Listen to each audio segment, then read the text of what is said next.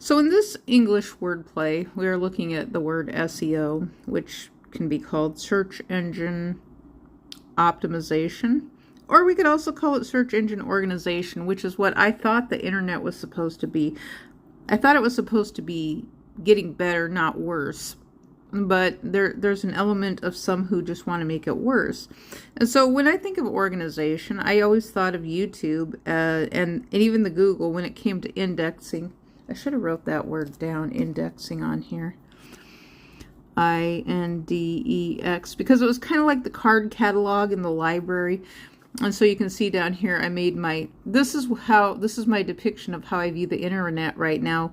If this was a library, it's a big mess, and everything just, not just even Google, but even YouTube as well, because I kind of felt like, we had things organized where they matched up together with other content creators that were similar.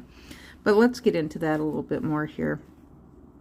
So I thought, okay, leaves and trees, alphabetical order, sewing, in the library it's sewing, puffy eyes. I thought, okay, that's medical. Not a music artist forcing a way into a niche. And that's what I found with some of those music artists out of a certain industry. Like, well, let's just write it down there. Rap and rap.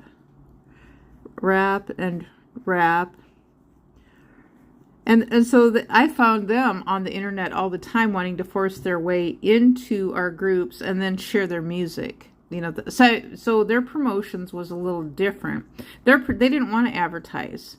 They wanted to promote their music just by forcing in words, writing them on our pages. And, so for us, it was like, well, I mean, either they wouldn't write at all, we could delete the comments, or they just wanted to write their curse words and things like that. And I often thought, it's like, well, there are people and kids that I wanted to invite, and I had parents complaining to me related to my groups, and it's like, it's not my fault that we have people who are supposed to be professionals.